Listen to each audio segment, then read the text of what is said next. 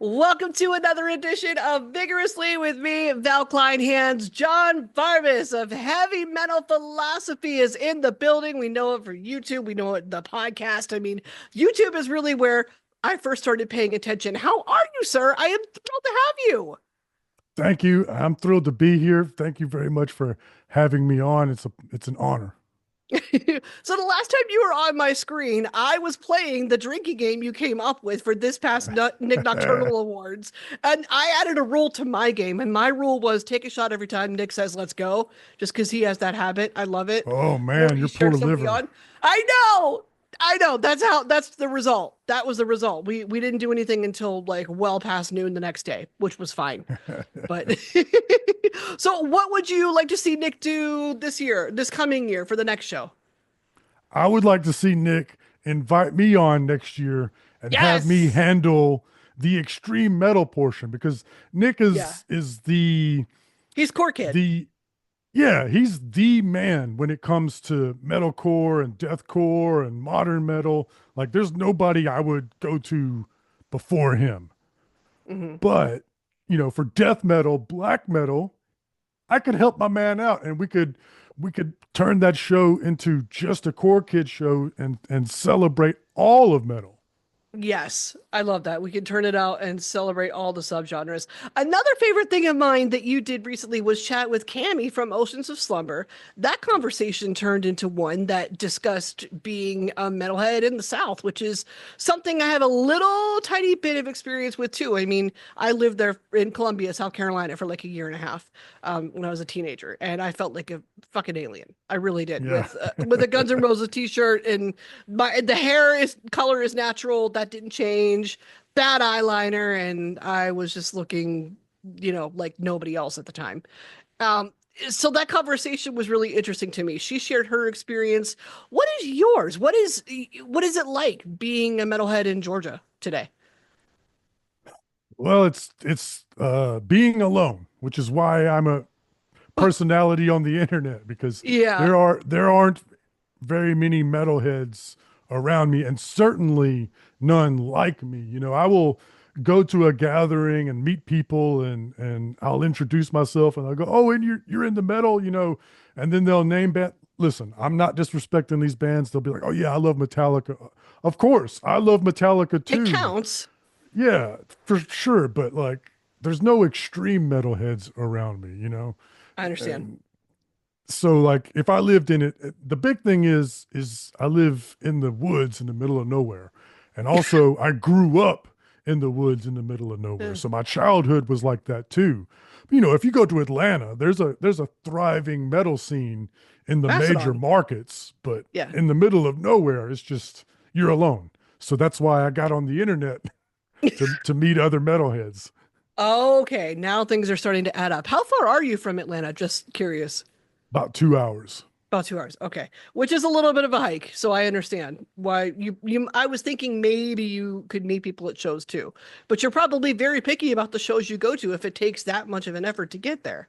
Right, right. I don't just, oh, I think I'll go to the club tonight. That's not a thing for me. No, it's got to be a supreme lineup. That Right. makes sense. Yeah. The one that I'm excited for is Machine Head, Lacuna Coil, and In Flames. Totally stoked Oh, for that one. That one's nice. going to be good. That's where my next ticket is, and for Minneapolis. And for me, it's a little to get to Minneapolis, a little bit of a hike. It's a little over an hour.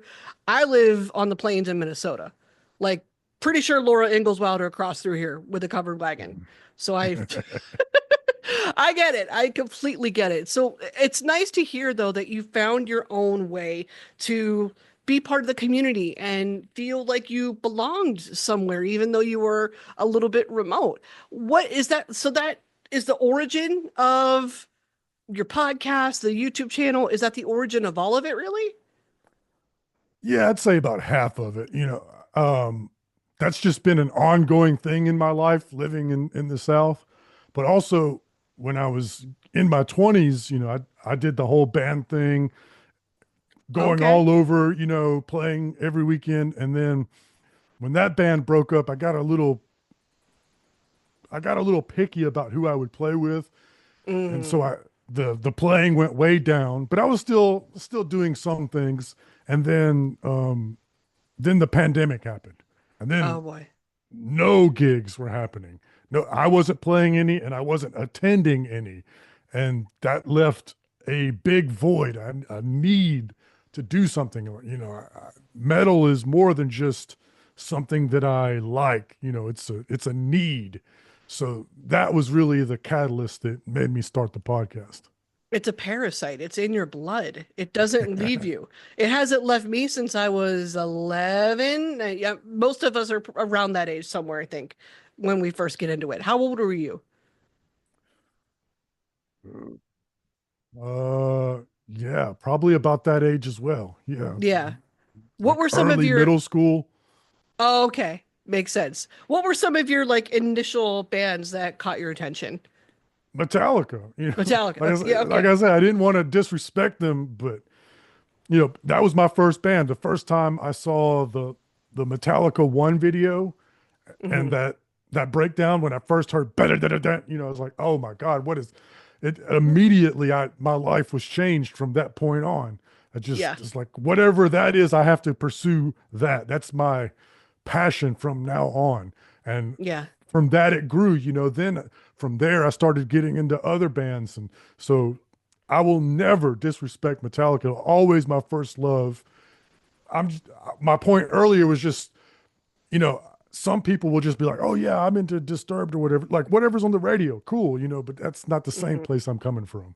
Yeah. It's a weird way to put it, but it's almost like we're past that as fans. If you've been into it for a decade or more, you have a little bit more of a vocabulary when it comes to what's available, for lack of a better Right. term. And not that they're bad. No one would say they were bad. That's sacrilege. That's like Of blasphemous to course. say Yeah, Metallica's they're bad. the Nobody most would say important that. band. Yeah. Nobody would say that. They opened doors for everybody that came after them. I mean, the importance is not to be, ignored for sure, but it's for us, it's also kind of like, okay, we've been there and we've done that. What else? And I think that's why we treat the subject of Metallica that way. At least that's how Right. I feel. It's like, yeah, sure, put on Metallica and that's fine, but what about Blood Incantation? What about what Yeah, Opeth's exactly. doing? What about like that's what I've been listening to lately, by the way, is Opeth's new album, Blood Incantation. Just and I'm so stoked for Spirit Box this coming spring. That is it's on my calendar. What are you listening to lately? Well, I don't really, since starting the podcast, I don't really choose what I listen to anymore. Every Oh. weekend, I do a show on YouTube where I break down the best new albums that came out that week. So Hmm. every week, I'm like, okay, what came out this week? And I'm listening to everything. And then I write for a magazine called Metal Digest, and they give me assignments. So I listen to whatever they assign me, and I write those reviews. So there's very little time for me to choose what I'm listening to.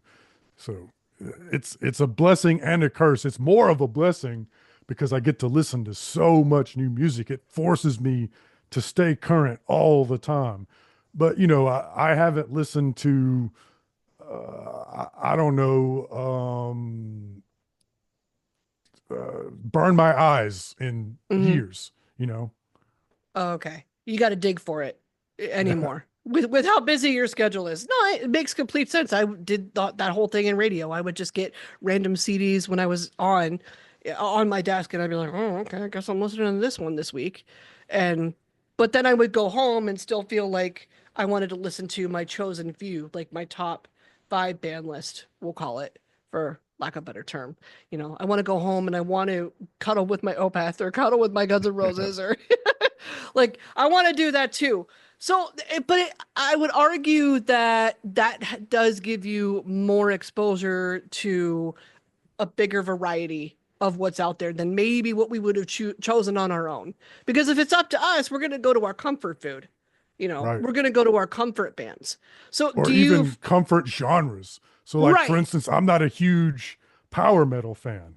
It's, Hmm. it's definitely not something I would choose, but I get a Hmm. lot of power metal in my inbox. I'm like, okay, here we go. Yeah. So, I mean, we're both I'm 34. And I related to your comments on when we were redoing the Nick Nocturnal Awards and doing the watch together. I was like, okay, when John is speaking about like feeling like the older end of this audience and feeling like more of the Gen Z gent crowd is here than like maybe you or I would be completely related to that. But is it cool to see how the genre is evolving? Because I appreciate the fact that it does seem like the flags are being passed on. The torch is Yeah, still being carried. That makes me happy. agreed, agreed. I get a lot of comments when I cover metalcore. That's not real metal, or metal was better back in the day. Deicide, of course, dude, Deicide rules. But Hmm. and I have a plan for an episode in the future about this, so I'll give you a little peek behind the curtain. But there's certain genres that they never did change, and Mm, so they're kind of quaint. So like jazz, for instance, jazz is not a big hip happening scene anymore mhm, because it's very narrow what jazz is. And I feel like if metal was forced to only ever be Iron Maiden forever, then it would become like jazz, like the blues.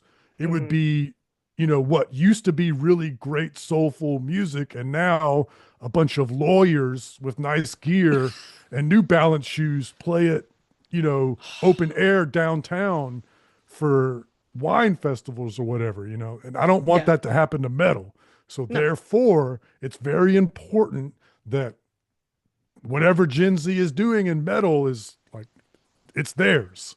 And Yeah. and whatever generation comes on after that, they need to feel the same way about their musical expression as well. Carry on the passion and carry on the respect. Because Yeah. if nothing else, that is what the fans have of the entire genre. I mean, I don't think anybody could argue that. So, how did the interest in philosophy develop? Because sometimes we get so caught up in the music that we forget philosophy is part of what you do too. Like, how did that develop? Well, probably when I was a kid in school, I was starting to break away from, I grew up in a fundamentalist Christian household, and I Hmm. was starting to question some things, Yep. I wasn't ready to admit that I didn't believe yet, but I was starting to like, well, maybe these certain other things, especially being exposed to certain Protestant churches that they were like, our rules are a little bit different. I was like, well, maybe I can Yeah. have some different rules. And then I had friends, and we thought it was cool to like steal philosophy books from the school library and chat like we knew what we were talking about when we read them.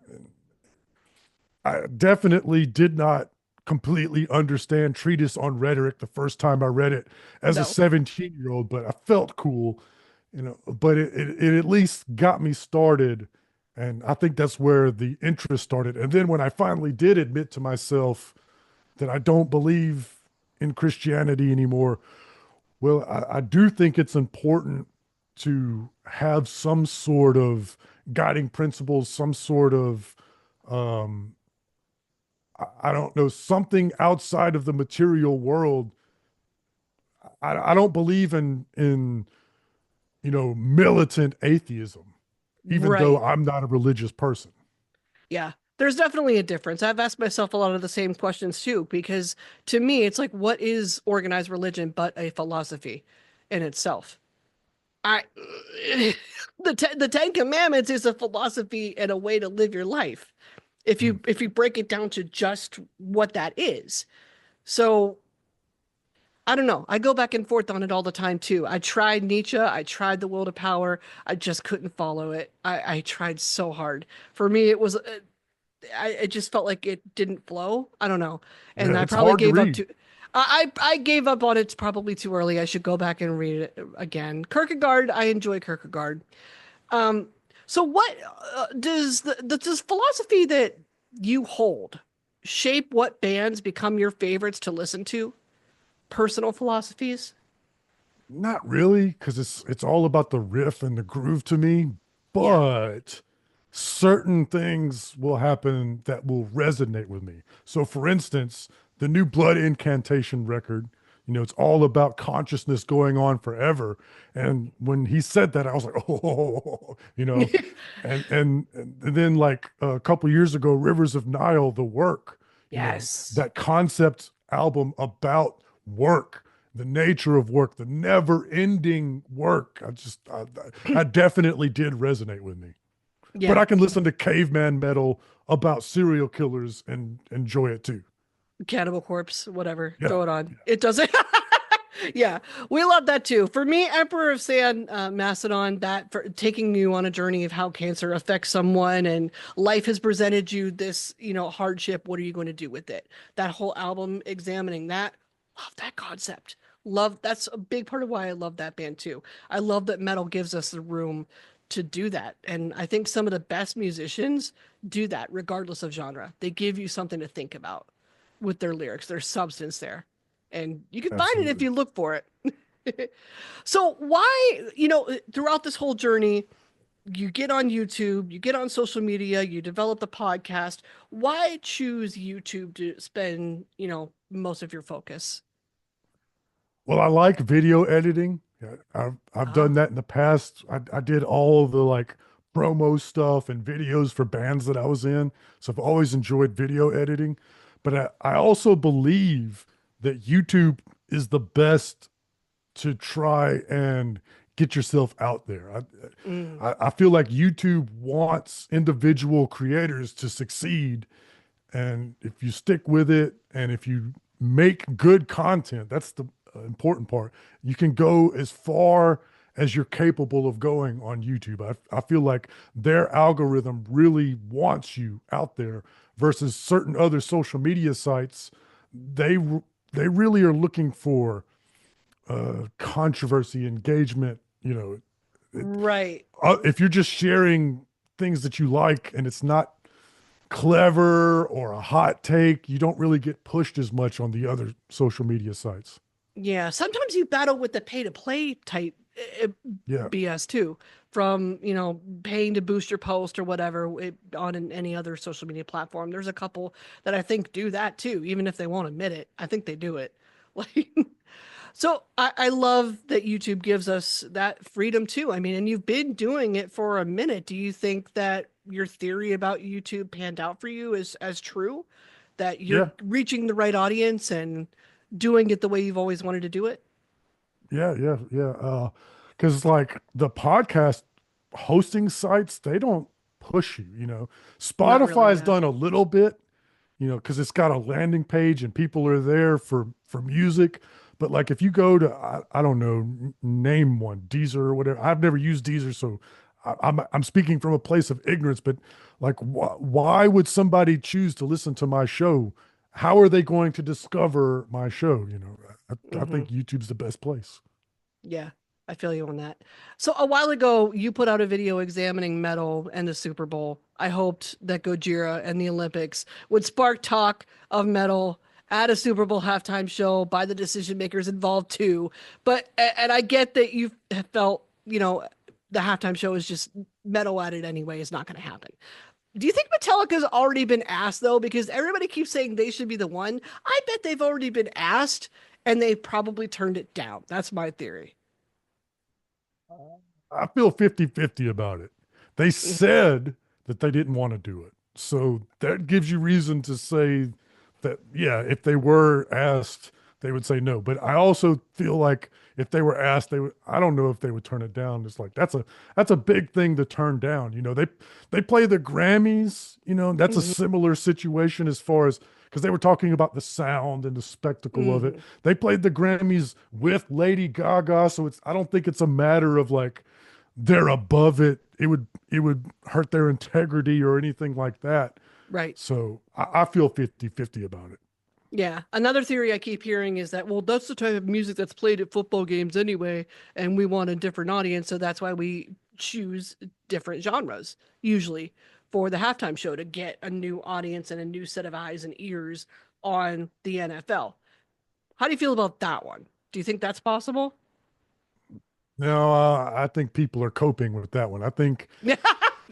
the NFL is like one of the most mainstream things in America, so they're Yeah. going to want a pop act, you know, they're not going to want niche acts for their halftime show. You're not going to see I don't know, like a burlesque show or the halftime show either. You know, you're not going to Hmm. see a blues band at the halftime show. They're going to get, you know, like the weekend a couple of years ago, whatever the biggest pop act is, Hmm. that's what they're going to want. You know, I don't know if Taylor would do it, but for sure, they would, they would, they would for sure try to get Taylor if they Yeah. could.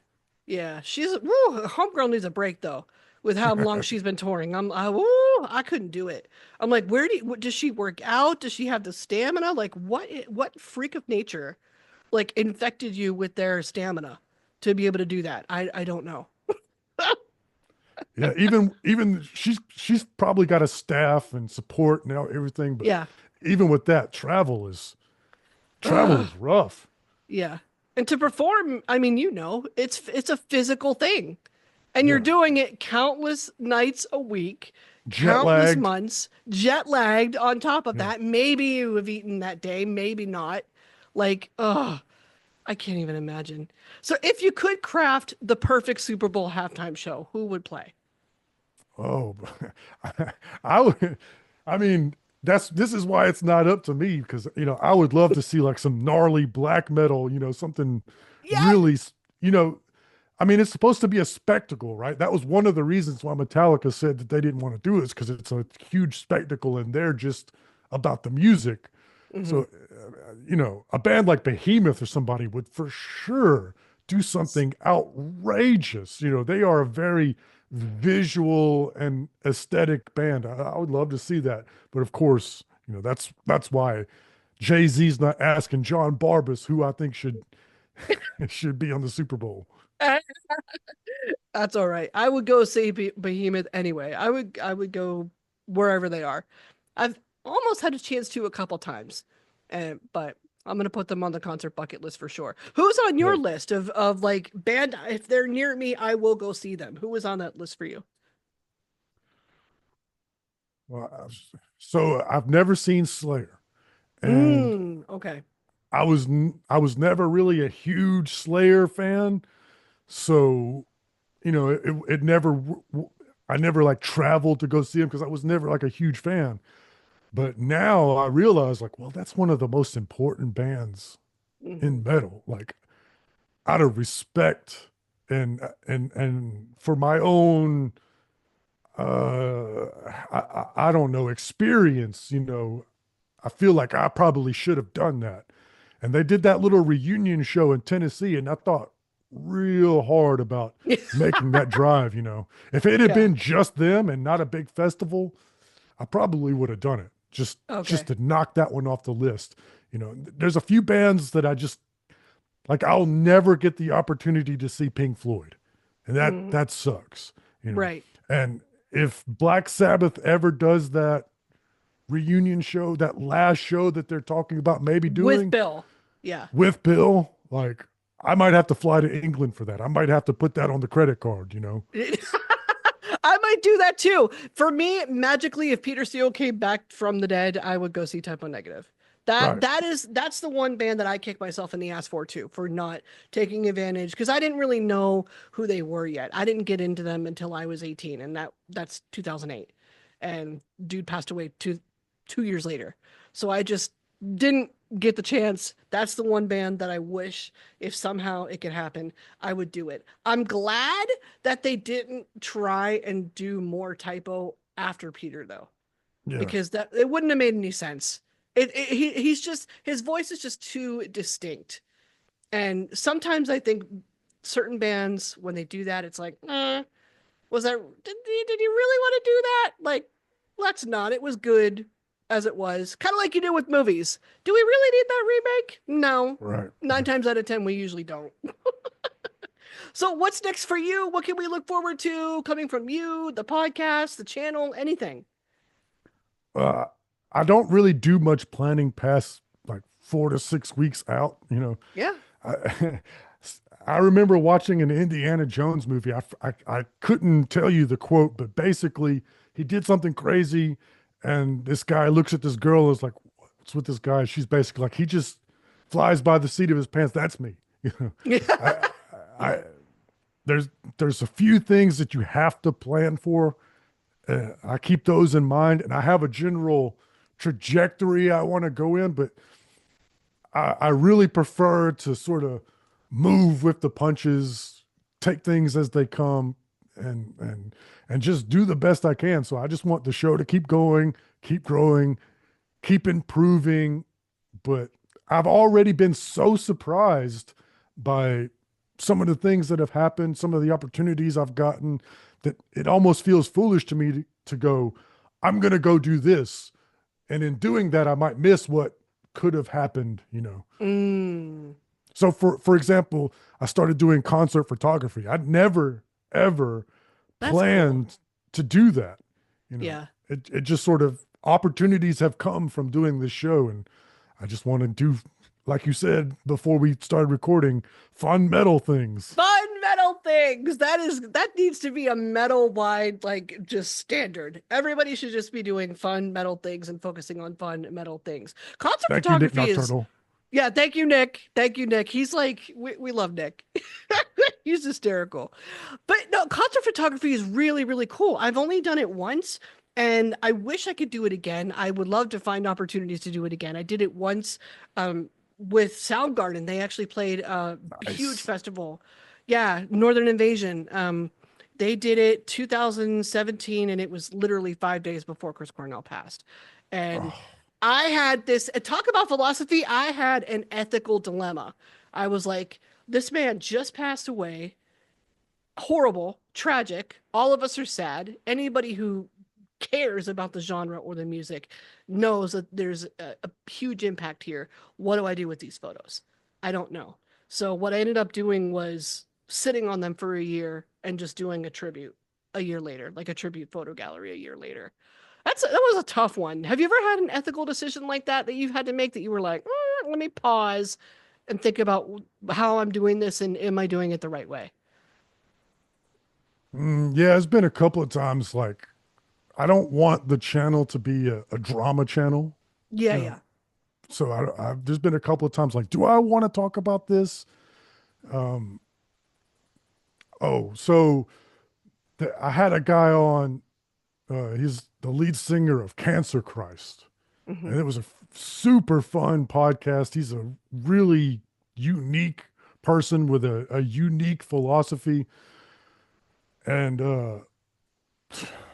not quite a year later, he had an episode, Mm. and he went up to a waitress at a restaurant and was like, God told me that your baby belongs to me.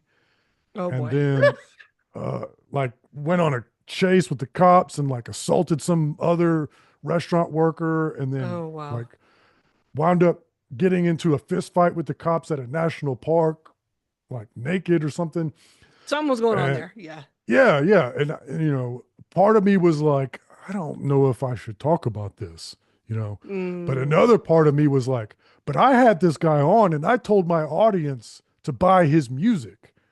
And so I feel like I should let them know that this guy, you know, assaulted a pregnant restaurant worker, you know. Yeah.